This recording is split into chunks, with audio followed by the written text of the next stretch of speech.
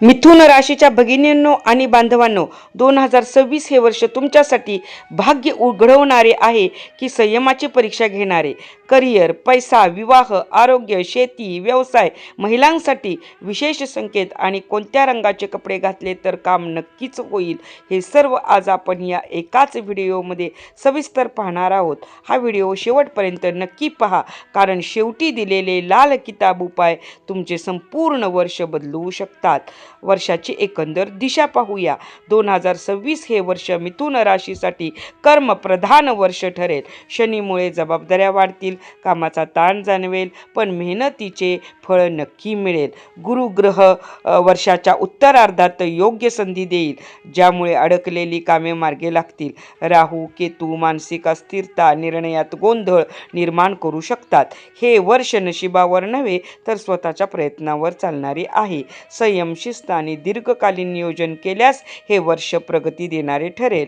Career आणि नोकरीत स्थैर्य राहील, पण कामाचा ताण वाढेल. मे ते सप्टेंबर दरम्यान नोकरी बदलण्याची इच्छा तीव्र होईल. पदोन्नती मिळेल, पण त्याबरोबर जबाबदारीची वाढ होईल. वरिष्ठांशी मतभेद टाळणे फार आवश्यक आहे, अन्यथा अडचणी येऊ शकतात. सरकारी नोकरीसाठी प्रयत्न करणाऱ्यांना वर्षाच्या शेवटी यश मिळण्याचे संकेत आहेत. बेरोजगारांनी हार न मानता सातत्य ठेवावे. ऑगस्ट नंतर संधी मिळेल. त्यांच्यासाठी लाल किताबाचा उपाय म्हणजे बुधवारी हिरवी मूग डाळ गाईला खाऊ घाला. कामावर जाताना खिशात थोडी साखर ठेवा. तिसरा मुद्दा बघूया आपण, व्यवसाय आणि व्यापार. व्यवसायात चढ उतार राहतील. नवीन व्यवसाय सुरू करताना घाई करू नका. योग्य सल्ला घ्या. भागीदारी व्यवसायात गैरसमज निर्माण होण्याची शक्यता आहे. जुलै ऑगस्टमध्ये आर्थिक निर्णय चुकीचे ठरू शकतात. ऑनलाईन शिक्षण, मीडिया, कम्युनिकेशन क्षेत्र फायदेशीर ठरेल. व्यवसाय विस्तारासाठी नोव्हेंबर महिना सर्वोत्तम आहे. यांच्यासाठी लाल किताबाचा उपाय म्हणजे दुकानात किंवा ऑफिसमध्ये चांदीचा छोटा तुकडा ठेवा. शनिवारी काळ्या वस्तू विकत घेणे टाळा. चौथा मुद्दा बघूया, आर्थिक स्थिती. धन, गुंतवणूक. उत्पन्नाचे स्तोत्र वाढतील, पण खर्चही तितकाच वाढेल. घर, आरोग्य, शिक्षण यावर अधिक खर्च होईल. कर्ज घेण्याऐवजी कर्ज फेडण्यावर भर द्या.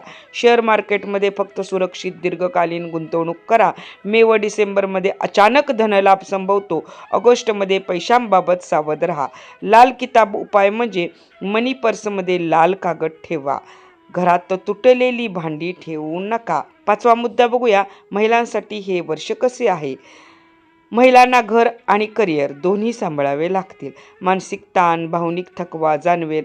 स्वतःसाठी वेळ न काढल्यास आरोग्यावर परिणाम होऊ शकतो. माहेर सासर संबंधात संयम आवश्यक. आर्थिक स्वावलंबनाचे योग मजबूत आहेत. गृहिणींसाठी धार्मिक कार्य, गृह उद्योग लाभदायक ठरतील.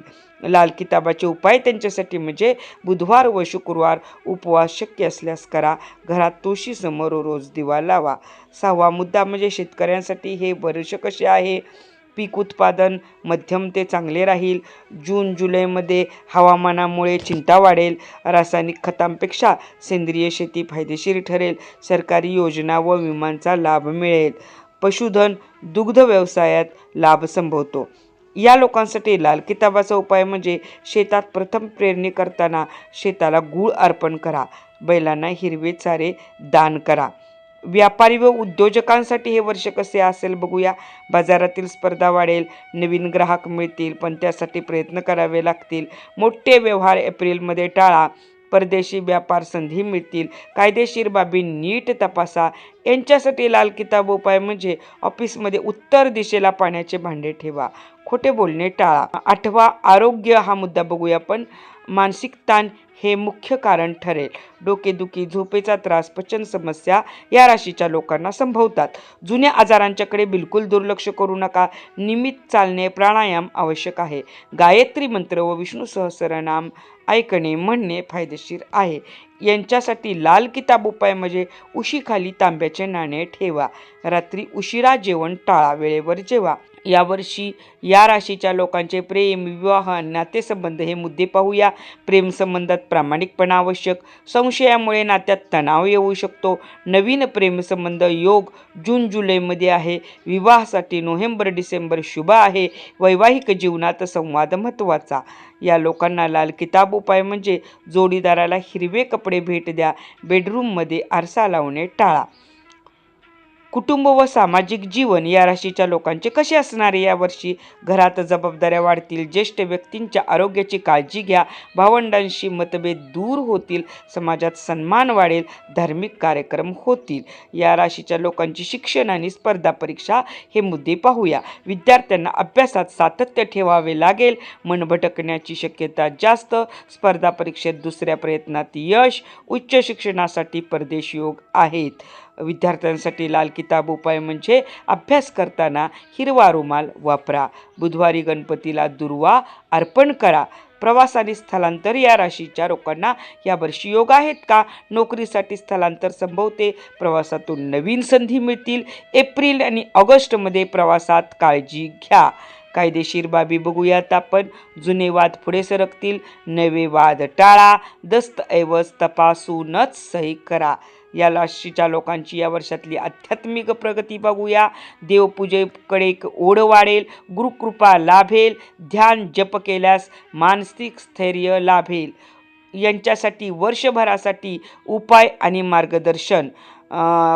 पन्ना फक्त तज्ज्ञ सल्ल्याने वापरा. फक्त तज्ज्ञ सल्ल्याने वापरा. बुध मंत्राचा तुम्ही जप करायचा आहे. ओम बुम बुधाय नमहा हा मंत्र रोज 108 वेळा जप करा. बुधवारचे व्रत करा. हिरव्या वस्तू दान करा. खोटे बोलणे टाळा. तुम्हाला शुभ काळ आणि सावधगिरी दाखवण्याचा महिना कुठला आहे ते बघूया. शुभ महिना आहे तुम्हाला या मिथुन राशीच्या लोकांना फेब्रुवारी, मे आणि नोव्हेंबर. कठीण कुठला महिना आहे? एप्रिल आणि ऑगस्ट. मोठे निर्णय तुम्ही ऑक्टोबर नंतरच घ्यायचे आहेत. तुम्हाला शुभ रंग, वार आणि तारखा. शुभ रंग आहे हिरवा, फिक्कट पिवळा. शुभवार आहे बुधवार आणि शुक्रवार. शुभ तारखा आहेत 5, 14, 23. तुम्हाला अंतिम सल्ला मी असा देईन, संयम ठेवा. मेहनत सोडू नका. घाई गडबड टाळा. श्रद्धा आणि सकारात्मक दृष्टिकोन ठेवा. हे वर्ष तुम्हाला योग्य मार्गावर नेईल. असेच सविस्तर, अचूक आणि उपायांसह भविष्य जाणून घ्यायचे असेल तर व्यंकटेश ज्योतिष चॅनेलला सबस्क्राईब करा. व्हिडिओ लाईक करा. तुमची रास कमेंटमध्ये नक्की लिहा. बेल आयकॉन दाबायला विसरू नका. तुम्हाला पुढील राशी भविष्य ऐकायसाठी जरूर चॅनेलला सबस्क्राईब करा. संपूर्ण वर्षासाठी 2026 साठी मिथुन राशीला भरपूर शुभेच्छा.